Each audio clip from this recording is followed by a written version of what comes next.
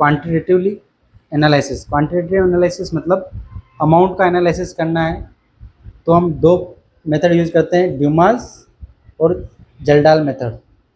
Dumas method में हम nitrogen से एस्टिमेशन करते हैं, ये बेस्ट मेथड होता है।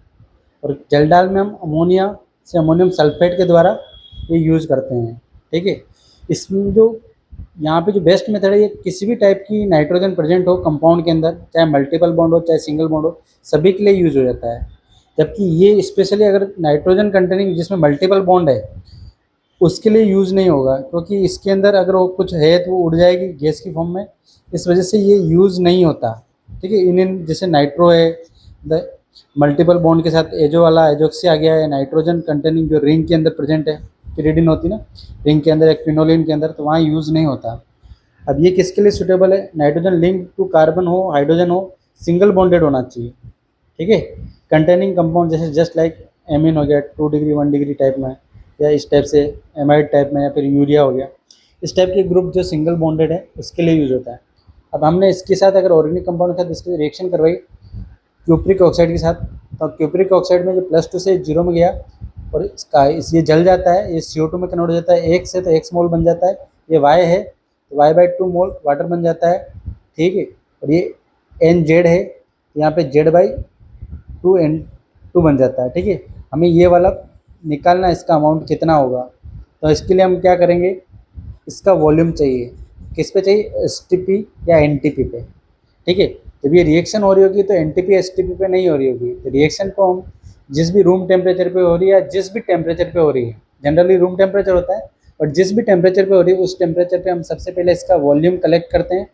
उसमें से क्या होता है, ये जो वाटर की कुछ वेपर वगैरह होती है तो उसका वॉल्यूम भी ऐड हो जाता है, तो इसलिए हमको नया वॉल्यूम चाहिए होता है STP NTP पे, और साथ में प्रेशर वगैरह जो होता है वो भी जुड़ता है, इसलिए वो एक्वस टेंशन के रूप में इसका हम हटा देते हैं, वाटर एक्वस टेंशन के रूप में इसका प्रेशर हटा देते हैं, तो फाइनल आता है वो प्योर वेपर प्रेशर आ जाता है, सॉरी प्योर नाइट्रोजन का प्रेशर आएगा। उसको हम STP और NTP में कन्वर्ट करते हुए वॉल्यूम ऑफ STP या NTP में हम नाइट्रोजन का निकालते हैं। तो कैसे निकालते हैं देखेंगे। सबसे पहले अगर इसमें CO2 है तो CO2 भी गैस है, तो ये भी आ सकती है, इसलिए इसको हमको क्या करना पड़ेगा, नाइट्रोमीटर के अंदर हम इसको KOH के साथ, जब एक्वस KOH के साथ पास करते हैं तो एक्वस KOH इसको क्या करता है, एब्जॉर्ब कर लेता है। ठीक है, और K2CO3 में कन्वर्ट कर लेता है। तो mixture of is collected at aqueous nitrometer, मतलब ये एक्वस KOH के अंदर नाइट्रोमीटर में कलेक्ट होता है। सिर्फ नाइट्रोजन को छोड़ के जो भी वेपर से सबको कलेक्ट कर लेता है, CO2 कलेक्ट कर लेगा, और यहाँ पे नाइट्रोजन हमें लिक्विड जो वाटर है उसके ऊपर हमको मिलेगी, इसके साथ एक्वस टेंशन आ जाएगा, इसलिए हमें वॉल्यूम ऑफ नाइट्रोजन चाहिए होता है वो STP पे चाहिए होता है। हमें जो मिलेगा नॉर्मल टेम्परेचर हो सकता है, या फिर रूम टेम्परेचर हो सकता है, या फिर जिस भी टेम्परेचर पर रिएक्शन हो रही है उस पर हो सकता है। ये हमको दिया जाएगा किस टेम्परेचर, सॉरी ये तो हमको पता है, और ये किस टेम्परेचर पर हो रहा है पता होगा। तो ये हमारे पास एक्सपेरिमेंटल वो जो प्रेशर हमने जो कैलकुलेट किया है वो आ जाएगा, ये वॉल्यूम एक्सपेरिमेंटल होगा। ठीक है, और ये वाला टेम्परेचर भी एक्सपेरिमेंटल होगा जो जनरली रूम टेम्परेचर होता है। ये हमें पता है STP पे कितना होता है, 1 atm या 760 ये V2 निकालना है STP पे, और ये T2 हमको पता है 273 केल्विन। तो इससे हम क्या निकालेंगे, volume of nitrogen gas at STP।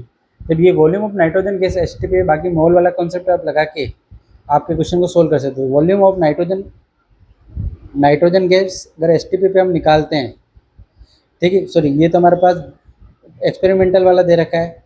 P1 क्या है, यहाँ पे एक्वस टेंशन जुड़ा है, उसमें से माइनस कर देंगे तो P1 आ जाएगा, और ये experimental temperature generally room temperature होता है। तो वैल्यू यहाँ पे पुट करेंगे और उसके बाद V2 निकालेंगे। V2 के लिए ये वाला हमारे पास ये वाला फार्मूला बन जाएगा, इसको हमने बैलेंस कर दिया आपस में, क्योंकि दोनों के मोल तो मतलब यहाँ पे जो अमाउंट होगा वो अमाउंट तो बराबर ही होगा, मोल सिर्फ टेम्परेचर अलग अलग है। तो हमको उसी को देखते हुए मोल सेम है, मोल कांस्टेंट है, इस वजह से हमने बराबर कर रखा है फार्मूला। ठीक है, तो यहाँ पे हमारे पास इसके बेसिस पे हमने यहाँ पे रखेंगे वैल्यू, और हमारे पास V2 जो आएगा वो STP पे आएगा।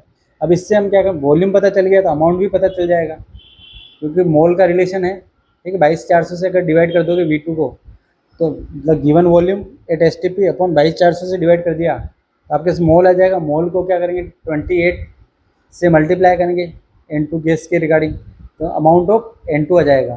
ठीक है, अमाउंट ऑफ N2 आ जाएगा। उस अमाउंट ऑफ N2 को जो सैंपल हमने स्टार्ट में ऑर्गेनिक लिया है उससे उसको नीचे रखते हुए उससे डिवाइड कर देंगे। मतलब amount of nitrogen gas STP पे हमने जो भी कलेक्ट किया उसका अमाउंट ऊपर आ गया और नीचे किसका अमाउंट आएगा, सैंपल का, ऑर्गेनिक कंपाउंड का। इंटू 100 कर देंगे तो परसेंटेज ऑफ नाइट्रोजन आ जाएगा। तो ये वाला फार्मूला बन जाएगा, आसानी से बन जाएगा। बट ये थोड़ी सी स्टेप दिमाग में रखनी पड़ेगी, है आसान, बाकी आप सोल्व करके इसको और सोल्व कर सकते हो। ठीक, अब इसी प्रकार से हम इसको देखें। यहाँ तक आपको समझा ही दिया था मैंने। अब ये ऑर्गेनिक कंपाउंड है, H2SO4 की रिएक्शन करें तो इसमें क्या है, बहुत सारी चीज़ें होती है। हम कंसनट्रेट लेके इसको पहले रिएक्शन करा के अमोनियम सल्फेट में कन्वर्ट करते हैं, ताकि जितना भी इसमें अमोनियम है वो सारा मतलब नाइट्रोजन कंटेनिंग में पूरी तरह से अमोनियम सल्फेट में कन्वर्ट हो जाए। फिर हम क्या करते हैं, NaOH से रिएक्शन करा के वापस अमोनिया बनाते हैं और किसी एक कंटेनर में इसको कलेक्ट कर लेते हैं, रिसीवर में कलेक्ट करते हैं। और ये जो अमाउंट है इसके अंदर ये अमाउंट हमें पता चल जाए कि टोटल अमाउंट ऑफ नाइट्रोजन इसी में प्रेजेंट होगा।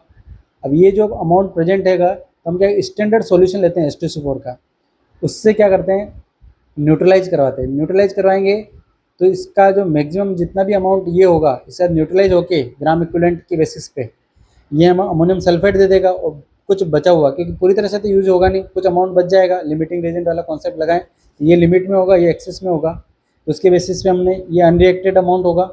अब इस अनरिएक्टेड अमाउंट की हम टाइट्रेशन करवा देते हैं NaOH के साथ। तो NaOH का स्टैंडर्ड सॉल्यूशन का टाइट्रेशन कराएंगे तो न्यूट्रलाइजेशन हो जाएगा।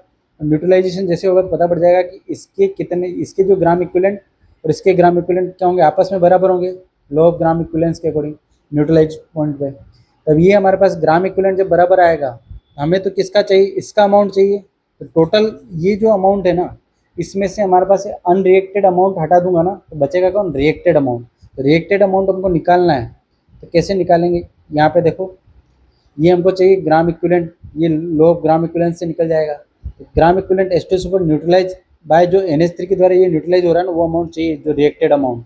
तो वो कैसे मिलेगा हमें भाई, यहाँ पे हम स्टैंडर्ड जो सॉल्यूशन ले रखा है इसमें से अनरिएक्टेड अमाउंट को माइनस कर देंगे, है ना, ग्राम इक्विवेलेंट के बेसिस में। तो ये हमने क्या ले रखा है, रिजल्ट। मतलब हमारे पास ये वाला जो आपस में रिएक्शन करके रिजल्टेंट अमाउंट है ना वो आ गया, जिसमें अमोनिया प्रेजेंट होगा, ठीक है ना, मतलब कितना। और ये हमारे पास स्टैंडर्ड सल्फ्यूरिक एसिड वाला है, ठीक है। और ये हमारे पास अनरिएक्टेड अमाउंट, इसमें से डिफरेंस करेंगे तो रिएक्टेड अमाउंट आ जाएगा। और यही रिएक्टेड अमाउंट ही हमको चाहिए होता है। और रिएक्टेड अमाउंट बराबर क्या होता है, अमोनिया का अमाउंट, तो उससे हमारा निकल जाएगा। अगर मेरे को चाहिए नाइट्रोजन का अमाउंट चाहिए कि नाइट्रोजन का कितना अमाउंट होगा। अगर 1N अमोनिया होता तो उसमें नाइट्रोजन कितना होता, 1N अमोनिया में नाइट्रोजन 14 ग्राम होता है 1000 ml के रिगार्डिंग। तो हम उसके रिगार्डिंग हमारे पास इसके अंदर है ना, रिएक्टेड अमाउंट के अंदर NR VR करते हुए ये रिएक्टेड अमाउंट हो गया। इसमें हमारे पास नाइट्रोजन कितना होगा, 1000 ml में इतना है, तो इससे मल्टीप्लाई कर देंगे यूनिटरी मेथड लगाते हुए। और ये वाला हमारे पास अमाउंट ऑफ नाइट्रोजन आ जाएगा, इसमें कितना यूज हुआ, ठीक है, न्यूट्रलाइजेशन में। और ये हमको चाहिए होता है। और हम परसेंटेज निकालना चाह रहे हैं, ये फार्मूला एज इट इज़ रख देंगे। और ये जो हमने सैंपल लिया उसका वेट कितना है तो उसका नीचे आ जाएगा, इंटू 100 कर देंगे तो हमारे पास क्या आएगा, परसेंटेज ऑफ नाइट्रोजन। इस टाइप से आप निकाल सकते हैं। तो ये दो मेथड है। सबसे बेस्ट मेथड कौन सा है, ड्यूमास मेथड। तो ड्यूमास में याद रखना, यहाँ पे M आ रहा है, M के बाद N आ रहा है, इसलिए N2 याद रखना है, ठीक है। डॉन से याद रख सकते हैं, डॉन 2, ठीक है, डॉन 2 मूवी याद रख सकते हो। और यहाँ पे जब एक याद हो जाएगा तो दूसरा अपने भी पता चल जाएगा कि केज एंड लाल में अमोनिया से हम एस्टिमेशन करते हैं, ठीक है, उसमें नाइट्रोजन की रिगार्डिंग और बनाते हैं अमोनियम सल्फेट के थ्रू। तो ये आपको पूरा मेथड समझ में आ गया होगा। छोटा सा मेथड है नाइट्रोजन एस्टिमेशन का, क्वांटिटेटिव एनालिसिस, ठीक है।